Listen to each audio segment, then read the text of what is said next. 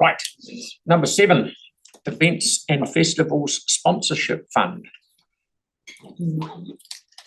I'm happy to move this, and Pauline is happy to second it. Is that right? Yeah. This is, correct me if I'm wrong, just the last of the money that's left in this financial year, and it'll be topped up next year. So you've got to the bottom of the barrel, so to speak. Is that right? Okay. Yep.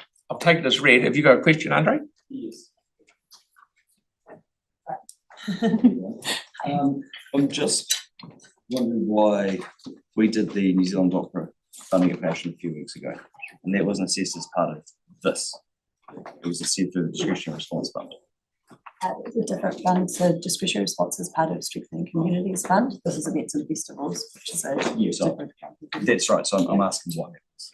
That will be the fund that came through for your activity program. So anyone who gets declined through this, could they then be applying through our other funds? Yeah, there are some that we do refer to other funding applications for if you're better suited to that fund rather than this one in particular. Anyone who's been declined should feel free to apply for. There are certainly avenues, and we do try to provide that in the feedback to the other avenues that we're suited to. Thank you. Very good. Thank you. Yanni? In terms of Port Noise versus Two Minds, are you able to give us a difference in how many people attend and why Two Minds is recommended for lesser funding than Port Noise? So I think when we assess them, I don't have the numbers in front of me, I can have a look. So Port Noise is a sellout, it has been for the last few years, but it is limited to capacity. What's in the two funding for them? 20, 15. It's Port Noise 20. Yeah.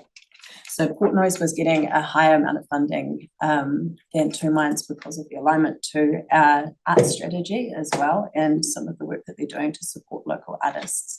Also some of their aspirations and what they want to do over the next couple of years and come off council funding. So that's why we're looking at how we can slowly decrease it as they build up their event and what they're doing. It's quite unique, and so is Two Minds. So that we didn't compare them as apples with apples, but it is just how we assessed Port Noise and what they were doing for that activity, and then look at Two Minds, which is that made slightly more profit, did it from a commercial perspective as well. So yeah. That's good question, good answer. Okay, so I think we've done enough. We've got to move in second, or I'll put that motion for Sorry, discussion. No, well, just one other question, and because I've put an annual plan amendment in for SPATPAC for the Polyfest. Yeah. So I just wanted to kind of understand that City Identity Fund, there's sufficient funding in there to support Polyfest, and we make a call on that, or Christchurch NZ makes a call?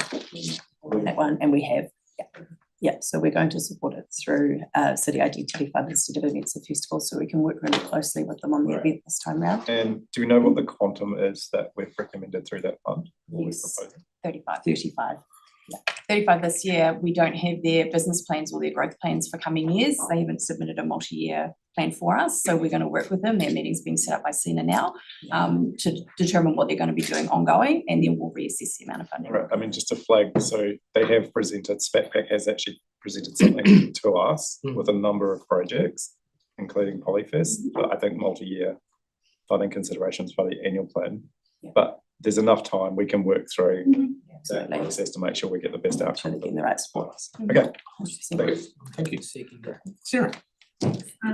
Sorry, I missed the beginning. So the matrices are in the PX thing. So if I wanted to ask a question on those,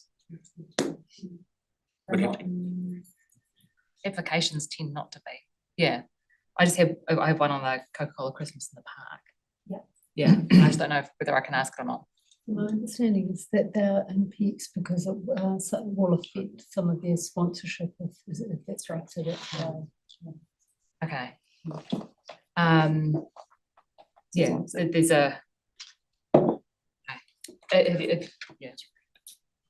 the last comment on page 29 of the attachment, of the PX attachment.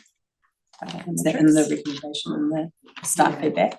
It's just, Well, let me ask you a question and then the team can answer it. okay, from here. you're all right with that? Yeah. Okay, cool, excellent. They've got here, despite multiple discussions with the applicant, it is disappointing to see the lack of detail in the funding application, given the amount of ratepayer funding that is being requested. And then there's a comment above that to do with sponsorship and the shortfall being met by someone else. So I'm still not clear why we'd be putting in 40,000 when someone else is prepared to meet the shortfall and we're not clear on, and we're not happy with the application detail. It was around the business plan, wasn't it? That was lacking the detail. A lot of detail. Yeah. So the business plan they provided, we would have expected to have requested some more detail, but we do still value the event and how they've delivered historically for us and what, and they have got a sponsor that will do it, but they have also indicated that they may move from Christchurch and just do the event in Auckland if they don't feel supported by the city. And I know that it's really high satisfaction from the community. We put in the same amount last year and they made a surplus, a substantial surplus. Which they put back into the next event. Yeah, Which but goes into that it hasn't reduced the amount of funding we put in. No. Yeah, I'm just uncomfortable with us putting in 40,000 when we don't have a really clear business plan for such a large event. Yeah, and I know that, yeah, it's disappointing to hear that they're threatening to leave if we don't give it though. It's, yeah, disappointing. Kelly? Yeah, my question is just around the Rolling Meadows Festival, which is projected to move into the near the city and the coastal ward. There's just one phrase that kind of confuses me slightly. It says, as a New Year's celebration, it also clashes with council-produced New Year's Eve events, So are we not encouraging kind of competition, or do we not support events that clash with ours?